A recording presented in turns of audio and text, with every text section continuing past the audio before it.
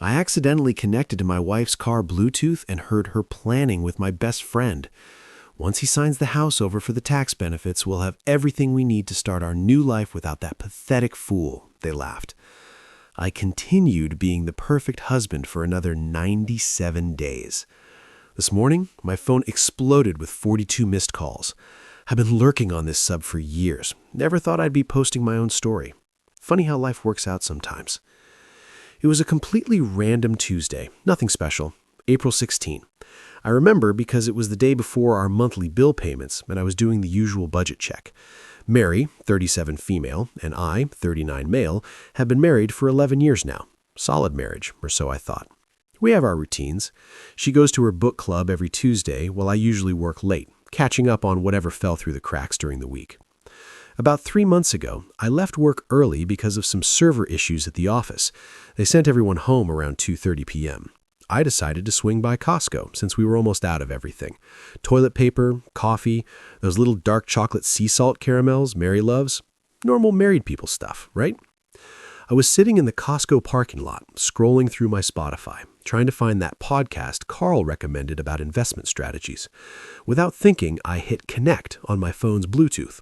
Normally, it would connect to my car, but today it connected to Mary's Highlander instead. Weird. Mary's car shouldn't be anywhere near here. Her book club meets at Rita's house across town. Before I could disconnect, I heard laughter coming through my phone. Mary's laugh. That specific one she does when she's genuinely entertained, not her polite social laugh. Then a man's voice. Dylan's voice. My best friend since college. I froze. The podcast forgotten, my finger hovering over the disconnect button. Their voices were crystal clear. Mary must have left her phone connected to her car's Bluetooth while they were sitting inside. He seriously has no idea, Mary was saying, her voice carrying that slight buzz she gets after 2 glasses of wine. Dylan thinks I'm at book club right now. Dylan laughed. And he thinks I'm at that finance conference in Cleveland. Man, he's always been so trusting. Remember when we almost got caught at your sister's wedding? I sat there completely still, as if moving would somehow alert them that I was listening. My stomach dropped through the floor of my car. That was too close, Mary replied. But it's not going to matter soon. Once he signs the house over for the tax benefits, we'll have everything we need to start our new life without that pathetic fool.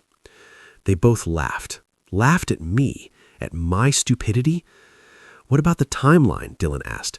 How much longer do we need to keep this charade going? 3 months, max. My financial advisor said the capital gains exemption works best if we wait until after our tax filing. Brian already thinks it makes sense to put the house in my name because of my self-employment situation. God, he's so clueless about money. 3 months, 97 days to be exact, until our next tax appointment that Mary had helpfully scheduled with her highly recommended advisor.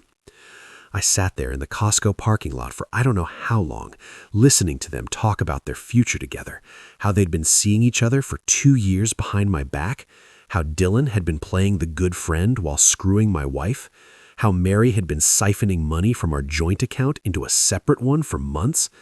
My hands were shaking so hard I dropped my phone. The connection broke. I sat there staring at nothing, my brain trying to process what I just heard. 11 years of marriage, a lifetime of friendship, all... I don't know how I drove home. I remember sitting in our driveway for like 45 minutes trying to get my shit together before going inside. I must have looked through at least 200 photos on my phone. Pictures of the 3 of us together at barbecues, on our fishing trip last summer, at Dylan's birthday party where he made a toast about friendship. The rage came in waves. First hot, then ice cold. I wanted to trash the house, pack my bags, call everyone we know. I wanted to wait until she got home and confront her with everything. I imagined the look on her face when she realized she'd been caught. But then something clicked. They called me a pathetic fool. They laughed about how easily they'd fooled me. They had a plan to take everything from me. My house, my dignity, probably a chunk of my retirement if Mary had her way. I decided right then they weren't going to get the satisfaction. I went inside, put away the Costco stuff I'd never actually bought, and opened my laptop. I started making a list. Do not confront Mary or Dylan yet. Document everything. dates, times, conversation. Check joint finances and credit reports. Find a lawyer. Not anyone Mary or Dylan might know. Secure personal items and documents. Act completely normal. Hardest part. I created a new email account on Proton Mail that night. Downloaded Signal on an old phone I had in my drawer. Started recording every conversation with Mary. Took screenshots of our bank accounts and credit card statements.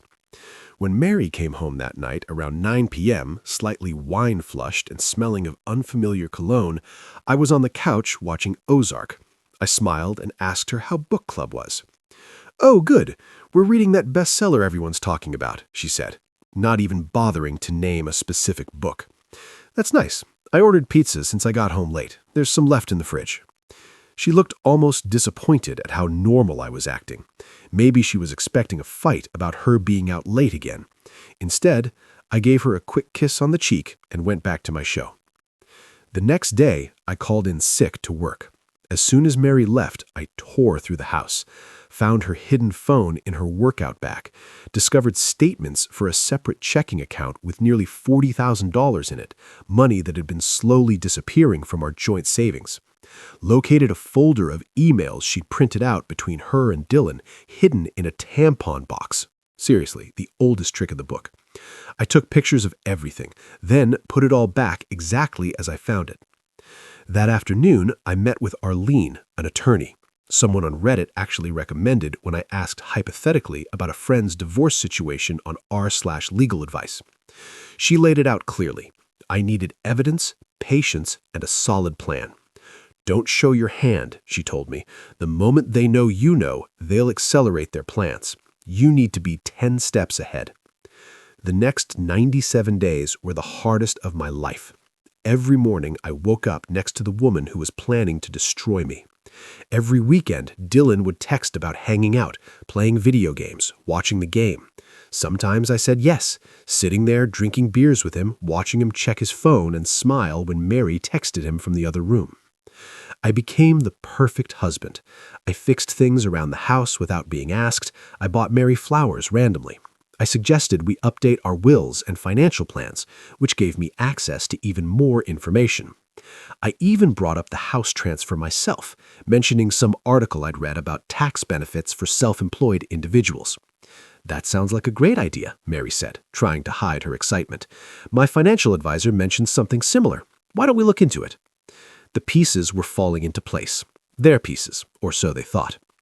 Meanwhile, I was building my own plan with Arlene, setting up my escape, moving small amounts of money into a separate account they didn't know about, documenting every lie, every late night at work, every business dinner that was actually a date between my wife and best friend. I discovered they had a whole Google Photos album of their time together, vacations they'd taken while I was working, screenshots of their text conversations, laughing about how oblivious I was. I found hotel receipts, restaurant bills, even a shared Spotify playlist called Us, full of songs about secret love and new beginnings. Every night, I swallowed my rage and played my part. I listened to Mary talk about her day, knowing half of it was lies. I texted Dylan about fantasy football and acted excited about our upcoming fishing trip. I downloaded their entire text history using Mary's old iPad that she thought she'd wiped. Pro tip, check your iCloud settings, people. I recorded them on the phone when they thought I wasn't around. I had Carl from work help me recover deleted files from our home computer. The hardest part was acting normal with other people. When Andrew, my brother, noticed something was off and asked if everything was okay, I nearly broke down and told him everything. Instead, I said I was stressed about work and changed the subject to his new deck project. The days ticked by slowly. Some nights I'd lie awake, Mary sleeping soundly beside me, and wonder if I should just confront them and be done with it. Throw away thy careful planning for the satisfaction of seeing their faces when they realized they'd been caught. But then I'd remember them laughing about me, calling me a pathetic fool, and my resolve would harden again. Day 75. Mary mentioned the tax appointment coming up, said it would be smart to bring the house paperwork with us. Day 89. Dylan invited me to his cabin for a guys' weekend that happened to fall on the weekend after the tax appointment. A celebration, no doubt. Day 93. I finalized everything with Arlene. All my pieces were in place. Day 96. We had dinner with Mary's sister, Rita, and her husband. Mary was on her phone all night, presumably texting Dylan. Rita asked if everything was okay between us. Mary jumped in before I could answer, saying we'd never been happier. And then day 97 arrived, the day of the tax appointment, the day they thought their plan would come together, the day I'd been counting down to for 3 excruciating months. Little did they know, I had my own appointment scheduled for that morning, and it wasn't with their tax advisor. I'll post an update tomorrow. My phone hasn't stopped buzzing since this morning. 42 missed calls and counting. Stay strong, brothers. Update 1. First off, didn't expect my post to blow up like that. RIP my inbox. To answer the most common questions, yes, this is unfortunately real. No, I'm not making this up for internet points. And yes, I have proof for everything. Those 97 days were a special kind of hell. Everyone's been asking how I managed to keep it together, so here's the full story of what went down between discovering their betrayal and executing my plan. The morning after I overheard Mary and Dylan, I woke up feeling like I'd been hit by a truck. For about 30 seconds, I thought maybe it had all been a nightmare.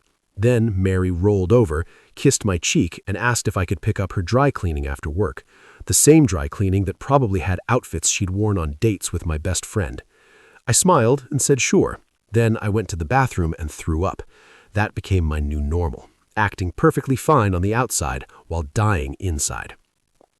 I downloaded this mood tracking app someone on Reddit recommended for anxiety and used it to monitor my emotional state. Not gonna lie, the first 2 weeks were mostly just rage and FML entries. Day 7, I started Operation Don't Be a Pathetic Fool, named after their lovely description. First step was gathering intelligence. I set up a hidden folder on my Google Drive with a documentation system that would make conspiracy theorists proud. Timestamps, locations, meetings that didn't exist. I logged when Mary said she was somewhere versus where her location actually showed on our shared family plan. She disabled her location tracking on Instagram, but forgot we were on the same T-Mobile account where I could see her GPS data. Big mistake. Huge. Day 12. I had my second meeting with Arlene, the attorney. She laid out 3 different scenarios for me, ranging from scorched earth to clean break. I chose option 4, calculated justice. We started putting together the framework that would protect my assets while documenting everything. Turns out Mary's secret account wasn't actually that secret from a legal standpoint. The money trail was eye-opening. Turns out our tight budget for the past year was because Mary had been slowly siphoning funds. Not enough to notice immediately, $200 here, $300 there, but it added up to almost $40,000 over 18 months, money that was supposed to be for our future. Day 15, Dylan texted asking if I wanted to catch the game at his place. I almost threw my phone at the wall. Instead, I texted back, sure, sounds great, with a beer emoji. Then I went to his apartment and sat on the same couch where I'd seen pictures of him and Mary cuddling just days before, thanks to their not-so-secret Google Photos album. He ordered pizza, handed me a beer, and started talking about some girl he was casually seeing. The audacity of this guy, creating a fake girlfriend to throw me off. I sat there nodding, asking questions about this imaginary woman while he lied to my face. When he went to the bathroom, I planted a small USB voice recorder under his coffee table. Not my proudest moment, but desperate times and all that. Day 23, I started leaving my phone in obvious places while appearing distracted. Classic bait. Sure enough, I caught Mary scrolling through it twice. Joke's on her. I'd created a decoy. My real communications with Arlene were on a separate phone I kept in my gym bag. Mary found exactly what I wanted her to find. Searches for tax benefits transferring house to spouse and capital gains exemption primary residence. She thought she was so slick, putting my phone back exactly as she found it. Day 30, I hit a low point. Spent my lunch break sitting in my car in the Target parking lot just staring at nothing. Almost called the whole thing off. The constant lying and pretending was eating me alive. I texted Andrew asking if he wanted to grab a beer afterward. Didn't tell him anything specific, just that Mary and I were going through some stuff. He could tell something was seriously wrong but didn't push. Just listened and kept the beers coming. Having that one night to just breathe with someone who wasn't trying to screw me over made a huge difference. Day 42, Mary suggested we have Dylan over for dinner. I suggested we invite Madison too, Mary's friend who I always suspected knew about the affair. The look on Mary's face was priceless. She recovered quickly, saying Madison was busy. I insisted, saying I'd already texted her and she was free. Mary had no choice but to agree. Dinner was a masterclass in awkwardness. Dylan kept finding excuses to help Mary in the kitchen. Madison kept giving me these weird, sympathetic looks I pretended not to notice, while keeping everyone's wine glasses full. 3 bottles later, Madison was drunk enough that when Mary and Dylan stepped outside for a smoke break, neither of them smoke, she leaned over and asked if I was really okay with everything. I played dumb. Madison looked confused, then realized I had no idea what she was talking about. She backpedaled hard, spilling her wine in the process. That confirmed everything. Madison knew. When I walked her to her Uber later, I slipped in a few innocent questions about how long she'd known Mary and Dylan were such good friends. Her guilty expression told me everything.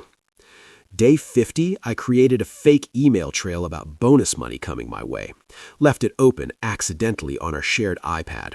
Within hours, Mary was asking casual questions about my work and if anything exciting was happening. I mentioned a possible bonus in the next few months. She suggested we should use it to renovate the bathroom she was planning to enjoy with Dylan after I was out of the picture. I smiled and said that sounded perfect. Day 63, Mary left her Apple Watch charging in the bathroom. The notification preview showed a text from Dylan. "Miss you already, 34 more days." They were literally counting down. I took a photo of it, added it to my evidence folder, and went downstairs to make Mary her favorite breakfast, pancakes with blueberries arranged in a smiley face. She ate them while texting him back. That night, I pretended to have a nightmare, sat up gasping in bed. Mary asked what was wrong, and I said I dreamed she was leaving me. She held me and promised she'd never do that we were forever. I let her comfort me while I stared at the ceiling, counting the days in my head. Day 71, I ran into Rita, Mary's sister, at the grocery store. She was cold, barely making eye contact. Mary had obviously been telling her family that our marriage was on the rocks, painting me as the villain to prepare them for when she left. Rita made some comment about how Mary deserves to be happy. I just nodded and asked how her kids were. You kill them with kindness, right? Day 75, Carl from work invited me to happy hour. I almost said no, then realized I needed to maintain normal social patterns. Ended up telling him I was dealing with some personal stuff after we'd had a few drinks. Carl turned out to be the MVP I never knew I needed. When I mentioned needing help recovering some deleted files, he offered to help without asking too many questions. His weekend side hustle doing data recovery came in clutch. Day 82, I started experiencing weird anxiety symptoms. Chest pains, trouble breathing. Dr. Google suggested I was having panic attacks. I downloaded a meditation app but ended up just using it to brainstorm more revenge plans while the soothing voice talked about letting go in the background. The irony wasn't lost on me. Day 85. Mary suggested we update our life insurance policies. Actually brought the paperwork home herself. I noticed she'd already filled out her beneficiary section, removing me entirely and putting her sister Rita instead. I pretended not to notice and said I'd look everything over, then accidentally spilled coffee on the form so we'd need new ones. Day 88, I found their shared Amazon wish list. It was titled New Place and had everything from furniture to kitchen appliances. They were literally planning to furnish their new life together while dismantling mine. The kicker? Some of the items were things I'd picked out years ago that Mary had vetoed for our house. Apparently, my taste was good enough for her future with Dylan. Day 90, I started moving my essential documents and irreplaceable items to a storage unit. Nothing obvious, just my grandfather's watch, the baseball cards my dad left me, important paperwork. I told Mary I was decluttering based on that Netflix show everyone was watching. She actually helped me pack some boxes, not realizing she was helping me prepare to leave. Day 91, Dylan invited me to his cabin for a guys' weekend scheduled for right after our tax appointment. I agreed enthusiastically, suggesting we make it a full 3-day trip. Asked if I should bring the fishing gear we bought together last summer. The gear I'd already sold on Facebook Marketplace to a dad teaching his kid to fish. Day 94, Andrew helped me remove the last of my important stuff. He still didn't know the full story, just that I might be staying with him for a while soon. He didn't ask questions, just made room in his spare bedroom and added me to his Netflix account. Brothers, man, the real MVPs. Day 95, Carl recovered the deleted files from our home computer. Hundreds of messages between Mary and Dylan going back almost 3 years. Plans for trips, complaints about me, explicit photos. But the smoking gun was a document titled Financial Plan Post B with a detailed timeline for their new life together. My name wasn't mentioned once, just referred to as current obstacle. 3 years of my life reduced to an obstacle. Day 96, Mary was extra affectionate. Suggested we go out for a nice dinner just because. Wore the necklace I gave her for our anniversary. Initiated sex for the first time in months. I went through the motions, feeling nothing but a strange detachment. Afterwards, she cuddled up and started talking about the tax appointment, how it would secure our future, the future she wasn't planning to spend with me. I smiled in the dark and told her I was looking forward to it too. Day 97, I woke up at 4 a.m., couldn't sleep. Sat on our back porch watching the sunrise, thinking about the day ahead. The last day of being a pathetic fool. I made coffee, left a cup on Mary's nightstand like I always do. She woke up, smiled sleepily, and reminded me about our appointment at 2. I kissed her forehead and told her not to worry, I hadn't forgotten. I had my own appointment at 9 that she didn't know about. By 10:30, everything was in motion. The wheels I'd spent 97 days carefully positioning were finally turning. I sent 1 group text, made 3 phone calls, and signed 5 documents. Then I turned off my phone, got in my car, and drove to the place where I would finally stop being the perfect husband. The next time I turned my phone back on, I had 42 missed calls, 16 voicemails, 93 text messages, and 0 regrets. We'll post the final update tomorrow. This has been therapeutic to write out. Thanks for listening, Reddit. Stay strong, brothers. Final update. First, thanks for all the support on my previous posts. Didn't expect this level of response. RIP my DMs. So, day 97, the day it all went down. I woke up at 4:27 a.m. according to my Fitbit. Couldn't sleep. My stomach was doing Olympic-level gymnastics. Not from nervousness, but from a weird mix of relief and anticipation. 3 months of acting was about to end. Mary was still asleep, curled up on her side of the bed like nothing was wrong, like she had spent years lying to my face. I got up quietly, made coffee, and sat on our back deck watching the neighborhood come alive. Mrs. Henderson next door walking her yappy Pomeranian. The FedEx guy delivering a package to the Millers.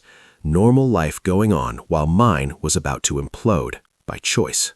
At 7:30, Mary's alarm went off. She shuffled into the kitchen looking for coffee, kissed my cheek, and reminded me about our important tax appointment at 2 p.m. I smiled and asked if she wanted me to make breakfast. She seemed surprised by the offer, but said yes. While making her favorite avocado toast, the fancy kind with the everything bagel seasoning she loves, I casually mentioned I might be a few minutes late to the appointment because of a quick meeting. Her face did that thing, the micro-expression of panic before she controlled it. Asked if we should reschedule. I assured her I'd be there, just might need to meet her at the office instead of driving together.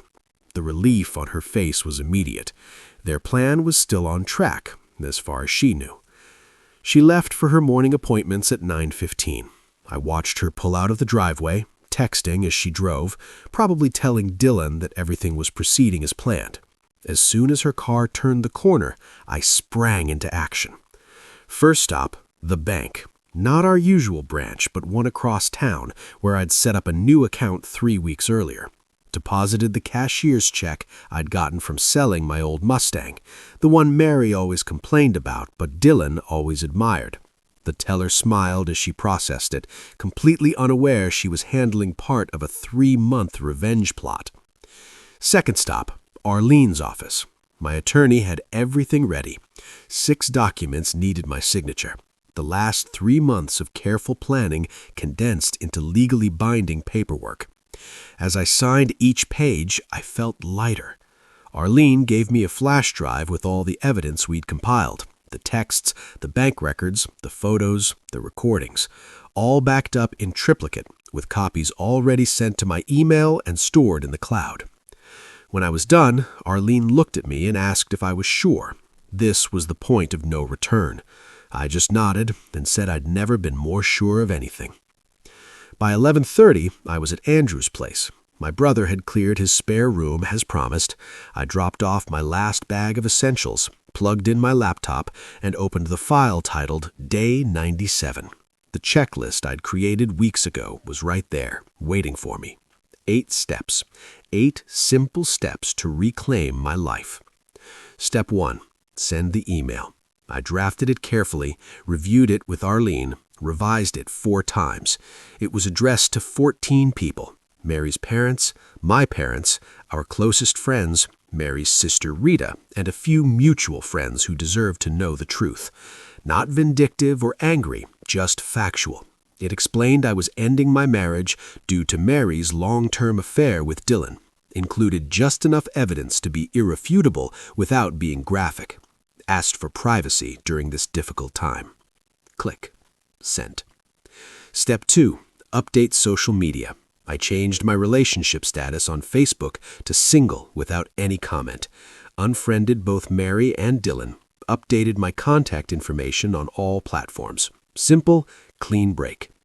Step 3. The group text. This went to our friend group, the people we saw regularly, who gave dinner at our house, who came to our Super Bowl parties. The people who deserved to hear it from me directly before the gossip started.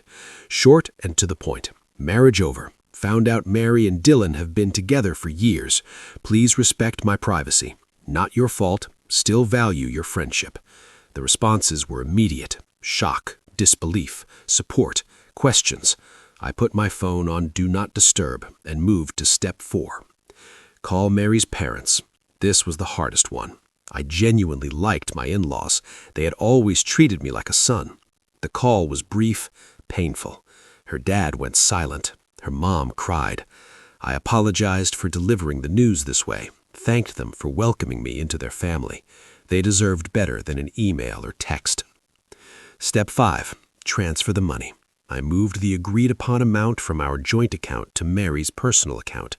Exactly half of our joint savings, not a penny more or less. Left the transaction description as your share. Goodbye. Then transferred my half to my new secure account. Step 6. Send the text to Mary.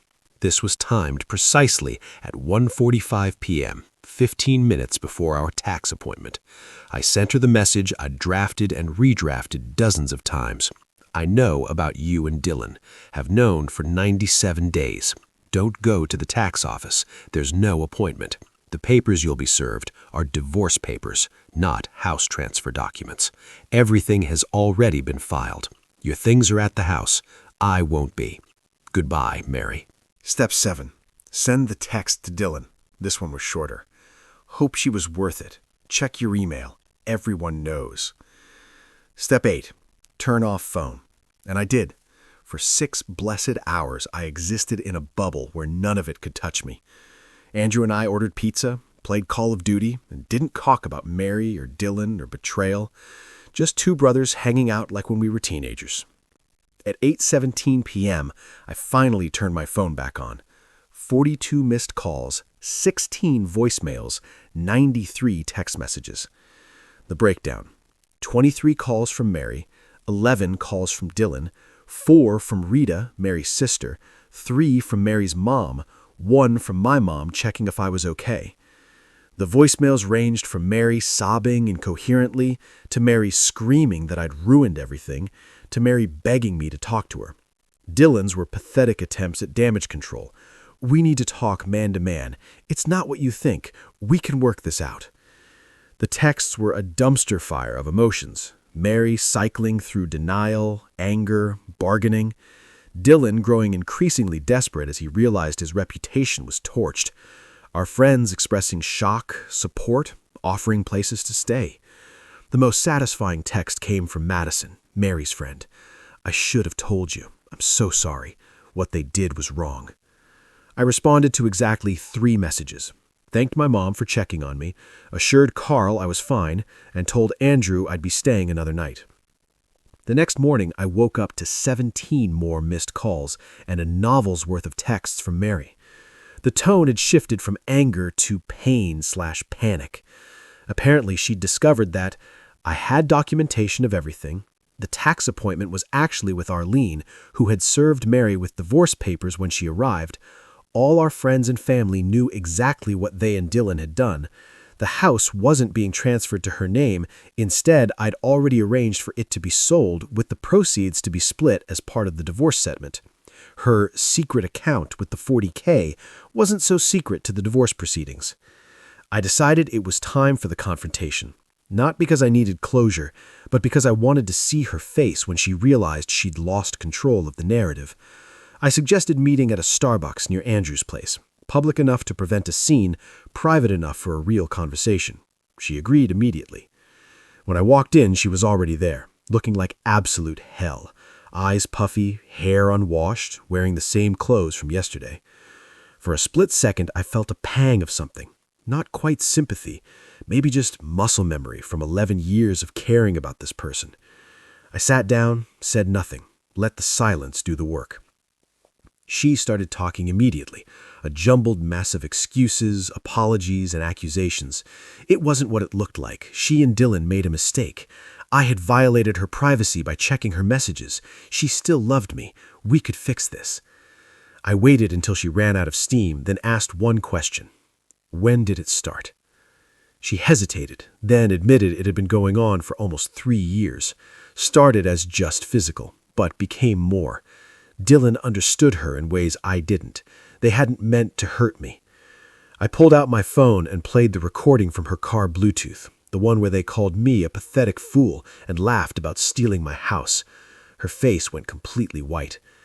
That's when I told her everything, how I'd known for exactly 97 days, how I documented every lie, every secret meeting, every dollar stashed hidden, how the tax benefits plan they thought was so clever had been dismantled piece by piece while they weren't looking. She tried the tears again, said Dylan had pushed the plan, that she'd had doubts, asked if there was any chance we could try again. I just looked at her, this stranger wearing my wife's face, and felt nothing but a dull ache where love used to be. I told her the divorce papers had already been filed. The terms were fair, and fighting it would only cost her more money and public embarrassment. The evidence was solid. As I got up to leave, she grabbed my arm, asked where I'd been staying. I didn't answer. She didn't deserve to know. The confrontation with Dylan happened by accident 2 days later. I was at Target buying basic necessities for my new life. Amazing how many things you take for granted until you need to buy them all at once.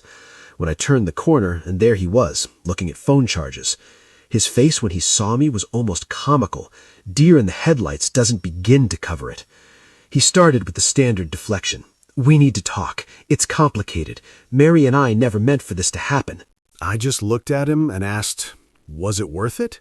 11 years of friendship, countless camping trips, game nights, birthdays, all thrown away for what?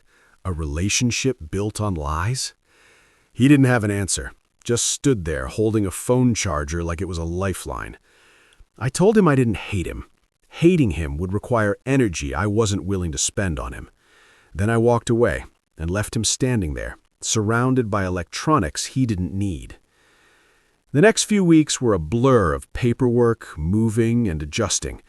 The house sold quickly in this market. Mary signed the divorce papers without contesting anything, probably realized fighting would only expose more of her deception.